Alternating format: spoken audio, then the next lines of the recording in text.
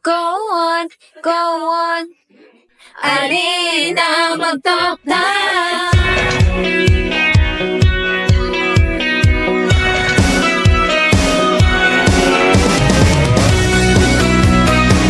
Top na ba?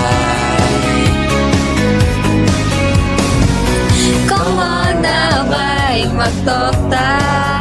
Dagang chika, walay tuka. Magkaligaw ang good vibes. Sige lang, wala kay libog. Ayaw biya, top tabay, lingaw kita.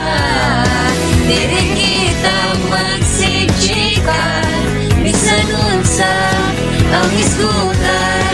Alina, top tabay, kita mag-istorya. Lingaw, kanunay, lili ka magmaray. Kaukupan si Charles. Tanan kaya-kaya, the best na talk show. Talk Tabay.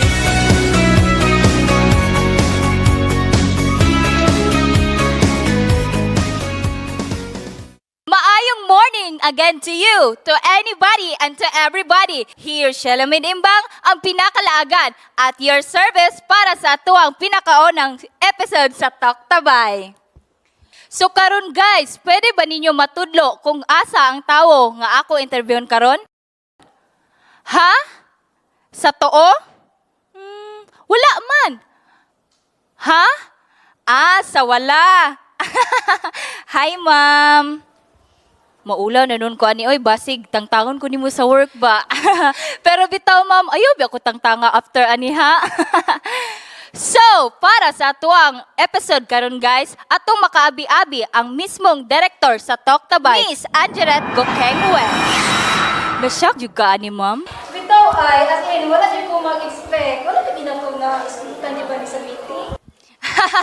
Ma'am, I welcome sa nato ang salarin, Miss Nicole Gokengwe, ang igsoon of co-director sa Talk Tabay. Ning na mga dagkong tae sa akong atubangan, oy. Hello, Ma'am Nix. Sige, maglingkod kita. Hoy, mura jutag nakatag-iyaan eh. So, unsa man imong reaction karon, Ma'am Ange? Actually, bitaw, antod karon, wala pa dito taon ko katuo. As in, pero karon kinakaibalo naman ko kisay gaulo-ulo, marag dili na dayta angay guro matingalan eh. Hello, Ma'am Nix. So karon Miss Ange ug Miss Nix, akong nadungog nga born with a golden spoon daw mo ever since. How do I put it? Sakto lang, adunahan kong ikumpara sa uban. Maong curious kay ko sa klase sa inyong childhood life jud ay. So para sa unang part sa atong segment, which is ano ang childhood mo? Unsa pud ang kalingawan ninyo sa una, ma'am? Actually, more on mga video games naman yun mi sa una kung tawagon pa karon. Nang Talantaw TV, kwarto naman gud mi sa garaan. But travel pod if dili jud mapunto sa balay. Bitaw no, inana jud ang mga kwartaan ay kami manggod mga dugyutin sa una magduwa-duwa rami sa gawas. Dayon, ma'am, kaabot pud mo ang telepono sa una, ma'am? Ooy, mo na ang gamit naman actually sa una before pa mi nag-switch karon sa cellphone. Kadumdum ka nung nag-high school ta sis nga siyagitan ko nimo sa imo ang room kay hinay kay ang internet connection tungod kay ko'y katawag nga akong best friend. Nagrabe kayo doy. At sus, ate kati Mo jud. Ato ka jud masakpan nila. Hoy, grabe naman. Kasi lodged ko ninyo mi og dili sa langit. Ma-expose mo sa taan ni. As in, unya na unsa ra pud mo ato? Siyempre, gisumbong na ko ni mami ug daddy. Uy, puslan man.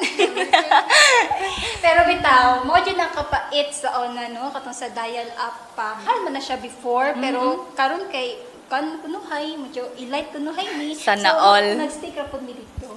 Galing din si Snow kay nag-upgrade na dahil tayo to DSL before mo. Wala na dyan ta nangasakpan. Pero ako nito madumduman no. Dako yung kaya kong pasalamat actually kina mami ug daddy nga ning balhin ba sa DSL. Brother Energy Drink. DSL? Unsa ra gud ning mga terms sa dato oy kay dili man ta ka-relate balay-balay ra man na experience nako sa una ay. Tapos ining maglantaw pag jud mig TV, makilantaw pag jud mi sa among silingan nga murag dato sad. DSL good. Ginatawag pa na siya karon nga digital subscriber line. Pero sa una, ang term yun na mo ana niya kay digital subscriber loop. Tigulang na juday kay tasis no. Mao bitaw ay nakadumdum jud ko sa una bitaw as in. Dako jud kay akong pasalamat ni ng mami ug di nga nimbalhin mi sa DSL bitaw kay although nagagamit man gyapon siya telephone lines parehas sa gyapon sa dial up pero at least manggod kay makagamit na kog internet when kaniya ko igsoon isa tawag siyang kairing-iring. At Sana least all. yes, at least man lang dito nga part no, dili na kita ma-high blood kay dali na tamaw man sa akong mga projects. Ay kadumdum ko anang DSLI na hisgutan man na mo sa college gud atong sa computer science man ko atong college. Ay, di ay. Dili halata ma'am no. For the cloud ra to oy kay cool man kunuhay ning computer science. Kahilak-hilak bitaw mirisi gabaan. Wala ko kabalo sa imo background pero halata man sab nga bright jud ka. Dili man siguro halata oy aw. So, mato pa, familiar na jud ka daan na ISDN, sa HDSL, tapos sa SDSL, sa ADSL, sa VDSL, kay you know, kada mga version, nag-ianong ko naman na so na. Dato gyud ay mo ma'am no. Sa eskwelahan naman ako na encounter nga terms oy pero sa ako ang nabal-an naglailahi man jud no na sila. Dili man kaayo, kanilang jud si mi og di kay kanang kuan ba, ganahan sila og always updated. Mao ang taga 9 new version, mo switch jud na sila. Sa ako nahibal-an ang ISDN, di ba kung wala ko nasayop kay Integrated Service Digital Network, sakto ba? Symmetric, di ba, ang klase sa connection ni ini sama sa high bit rate digital subscriber line. Dayon, tapos sa katong symmetric digital subscriber line, maong ang ilahang upstream og downstream kay parihas ra. Ooy, pero wala jud hapon lang kapaspason kung sa ISDN ka, maabtan og duha ka tuig og hinulak og download sa result adtong pageant na kung agi-apilan. Sa DSL og SDSL kay maabtan na lang og 2 months. Grabe ka sis. Ritualin na, nalipod na siya, girls. Ay, saba sis. A little trivia lang ma'am ha. Syempre, nabi po tayo nakatunan sa ato ang kurso gamay.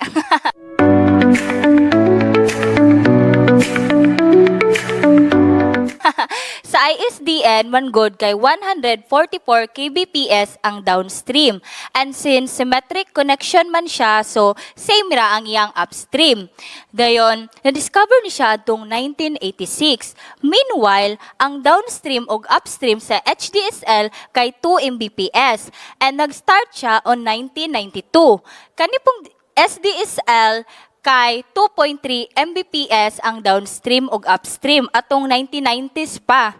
Pero pag-abot sa 1995, na-discover ni John Xiaofi ang kuan ADSL nga anaay 8 Mbps nga downstream and 800 kbps. So diri nga moment is na-realize na pwede naman da iba nga dili magpariha ang rate sa sending ug receiving. Maong same concept rasab ang nahitabo sa VDSL o ang very high bit rate digital subscriber line. Kung asa naa ni 25 to 55 Mbps nga downstream rate og 3 to 2 Mbps upstream rate atong 2001 pa. Ay, pak, bongga. Na-specialist ko sa previous sis. Ug naa pa. Whoa, you look so cool. What's the matter? I feel like I'm losing my energy. You need a recharge? Stop and try our brother DSL energy drink. With just one sip, you'll be feeling like a run with 2 batteries every. How fantastic, isn't it? Do you know that DSL uses the standard twisted pair telephone lines that come into every home for normal telephone service? These lines, because they were developed only for voice signals, are restricted in bandwidth and data rate. Hence, DSL is a digital subscriber line, which is a type of internet connection that uses the voice frequency of telephone lines to send and receive internet data and traffic, enabling high-speed downloads when the user is situated close to the DSL provider. Husto nagang, grabe, nagdugo na mong ilong dire. Mama ko na naman, right? Lagi ako na. Lagi logi, grabe. Tama nga, ma'ams. Na-realize na ako nga, though it's world apart between sa tuwang mga naagian, but still, dira jud nato makita ang mga kabag-uhan nga dala sa panahon, no? Bitaw, daghan kayo salamat sa inyong time. Thanks for having me here. Thank you, jud kayo. Habig ako ang balay.